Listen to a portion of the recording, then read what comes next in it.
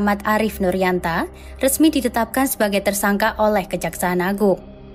Penetapan ini dilakukan karena Arif diduga terlibat dalam perkara suap yang berkaitan dengan fasilitas ekspor minyak sawit mentah atau crude palm oil (CPO). Selesai Ketua Pengadilan Negeri Jakarta Selatan, kini giliran 3 hakim yang ditetapkan jadi tersangka dalam kasus suap dan gratifikasi vonis lepas onslaught terhadap terdakwa korporasi ekspor crude palm oil.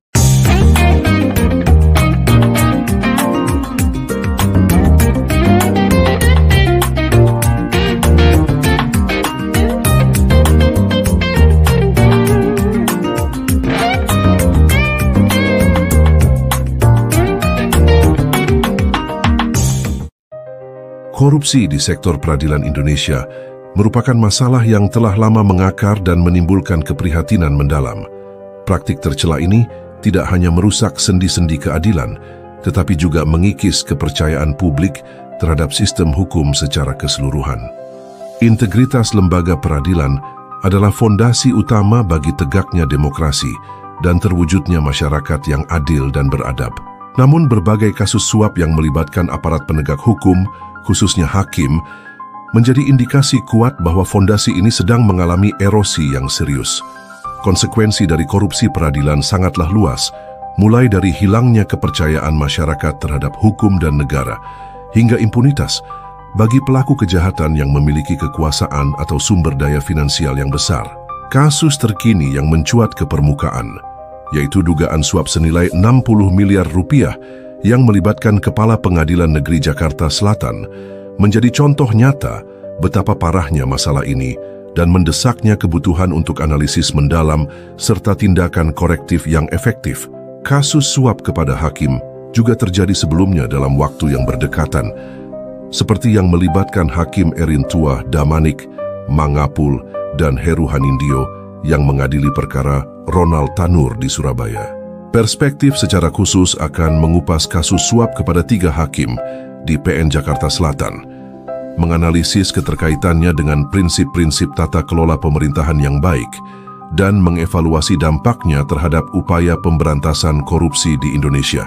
Pemahaman yang komprehensif terhadap isu ini diharapkan dapat menjadi landasan bagi perumusan strategi yang lebih efektif dalam memerangi korupsi di lingkungan peradilan dan memulihkan kepercayaan publik. Untuk itu, yang akan diulas dalam video ini adalah: pertama, skandal suap hakim Jakarta Selatan; kedua, konsep good governance dalam aparat penegak hukum di Indonesia; ketiga, praktik suap hakim merusak prinsip-prinsip good governance; keempat, dampak kasus suap hakim terhadap pemberantasan korupsi di Indonesia; kelima, tren dan data gambaran suap di lingkungan peradilan Indonesia; keenam, rekomendasi. Video ini akan diakhiri dengan sebuah epilog yang merangkum hal-hal yang penting. Sebelum meneruskannya, pastikan Anda menyediakan kopi dan camilan. Kalau sudah, silakan menyimak ulasan ini. Kasus dugaan suap yang menggemparkan baru-baru ini melibatkan Muhammad Arif Nuryanta, MN, yang menjabat sebagai Kepala Pengadilan Negeri PN Jakarta Selatan. Ia diduga menerima suap dengan nilai fantastis mencapai 60 miliar rupiah dengan tujuan untuk memuluskan putusan lepas atau on-slack bagi 3 perusahaan besar yang bergerak di bidang ekspor minyak kelapa sawit, CPO, Wilmar Group, Permata Hijau Group, dan Musim Mas Group dalam kasus dugaan korupsi fasilitas ekspor CPO. Selain Muhammad Arif Nuryanta, beberapa hakim lain dari Pengadilan Negeri Jakarta Pusat, PN Jakpus, juga turut terseret dalam skandal ini, yaitu Ju Yamto, DJU, Agam Syarif Baharudin, ASB, dan Ali Muhtarom, AM. Mereka diduga menerima bagian dari uang suap tersebut. Informasi yang beredar menyebutkan bahwa awalnya disiapkan dana sebesar 20 miliar rupiah untuk mempengaruhi putusan agar menjadi onslaught, namun permintaan kemudian meningkat menjadi 60 miliar rupiah. Dalam skema suap ini, seorang panitera muda dari Pengadilan Negeri Jakarta Utara, Wahyu Gunawan, WG, dan seorang pengacara yang mewakili perusahaan-perusahaan tersebut, Arianto, AR, juga diduga terlibat. Muhammad Arif Nuryanta yang saat itu menjabat sebagai Wakil Ketua PN Jakarta Pusat, diduga memiliki peran kunci dalam menunjuk majelis hakim yang menangani kasus tersebut. Kejaksaan Agung (Kejagung) telah melakukan penangkapan dan penahanan terhadap individu-individu yang diduga terlibat dalam kasus ini. Selain itu, penyidik juga berhasil menyita sejumlah aset signifikan termasuk uang tunai dalam berbagai mata uang asing dan kendaraan mewah. Skala suap yang mencapai 60 miliar rupiah mengindikasikan adanya praktik korupsi yang sangat dalam dan melibatkan kepentingan ekonomi yang besar di dalam sistem peradilan. Jumlah yang fantastis ini juga memunculkan dugaan adanya keterlibatan pihak-pihak berkuasa yang berani mengeluarkan dana sebesar itu untuk mempengaruhi hasil persidangan. Fakta bahwa hakim dari dua pengadilan yang berbeda, Jakarta Selatan dan Jakarta Pusat, diduga terlibat menunjukkan bahwa korupsi ini mungkin tidak hanya terjadi secara sporadis, tetapi bisa jadi merupakan bagian dari jaringan yang lebih luas. Peran perantara seperti panitera dan pengacara dalam kasus ini juga memperlihatkan kompleksitas praktik korupsi peradilan, di mana berbagai pihak dapat bekerja sama untuk memuluskan transaksi ilegal ini.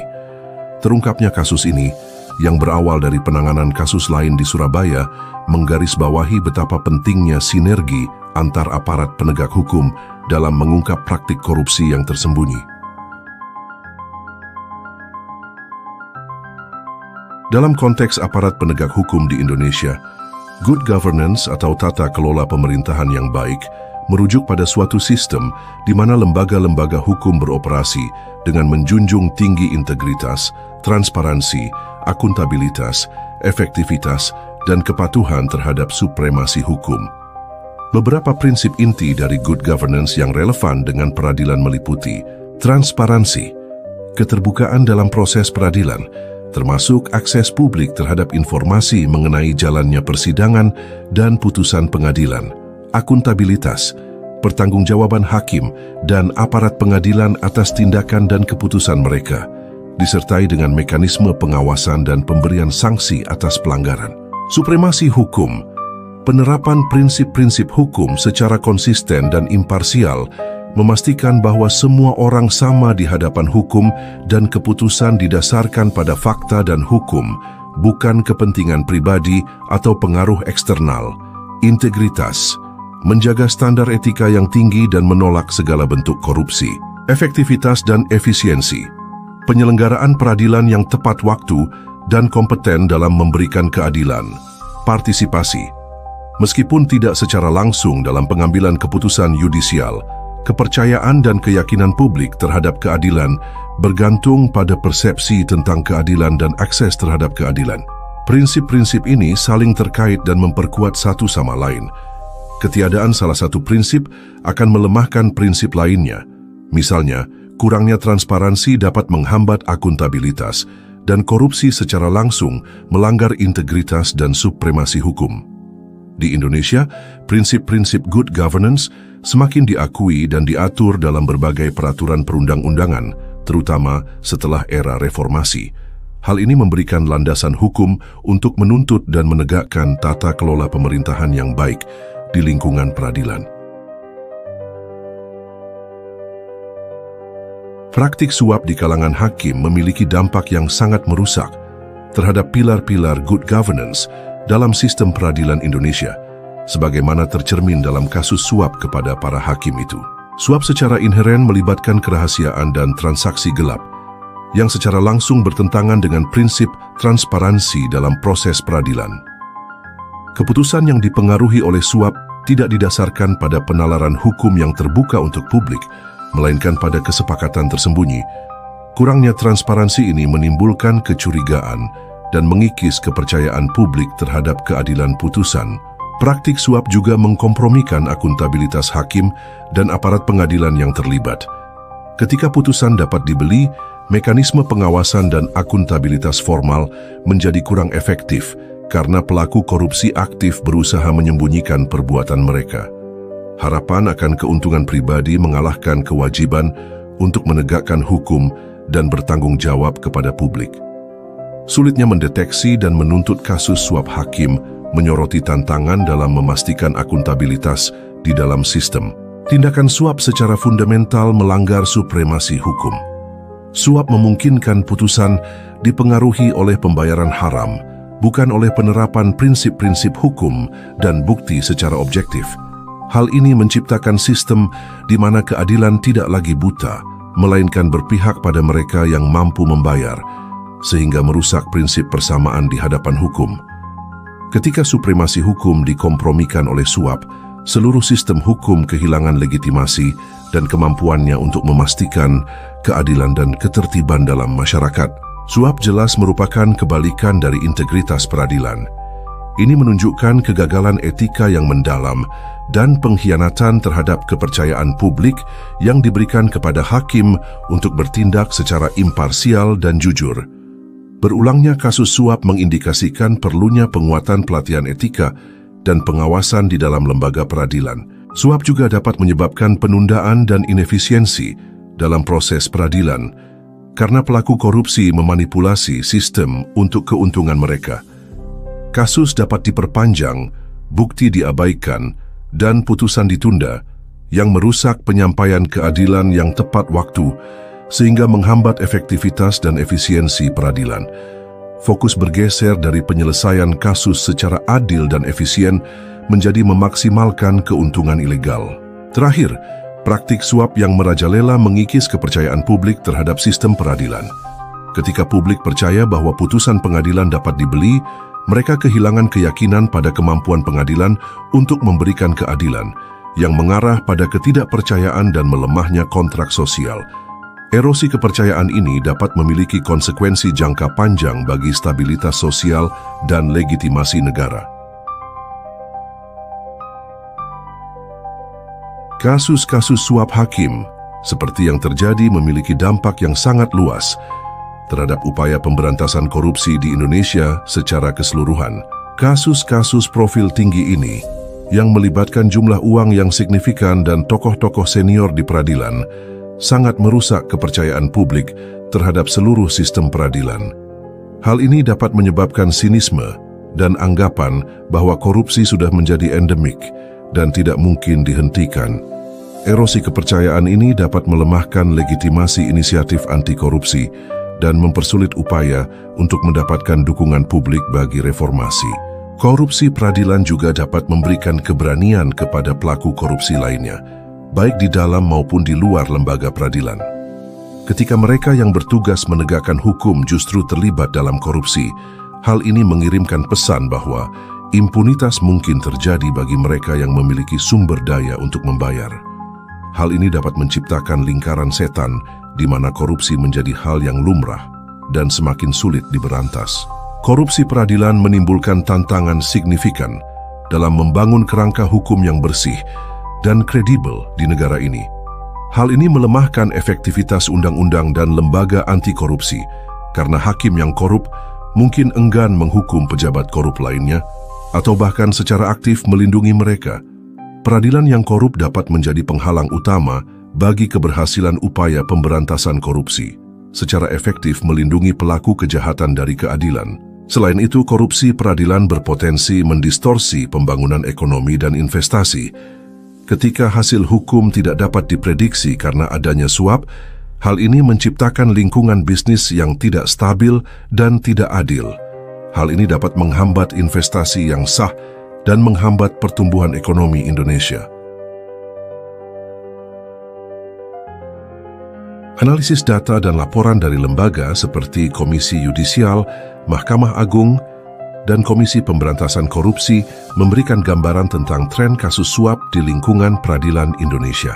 Data dari Indonesia Corruption Watch menunjukkan bahwa kasus suap hakim bukanlah fenomena baru.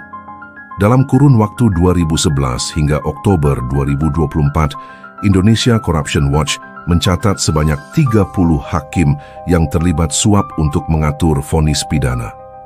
Distribusi tahunan kasus ini menunjukkan fluktuasi. Misalnya pada tahun 2012 dan 2013, masing-masing terdapat 4 hakim yang terlibat suap. Tren ini berlanjut pada 2015 hingga 2018 dengan jumlah tersangka hakim yang bervariasi.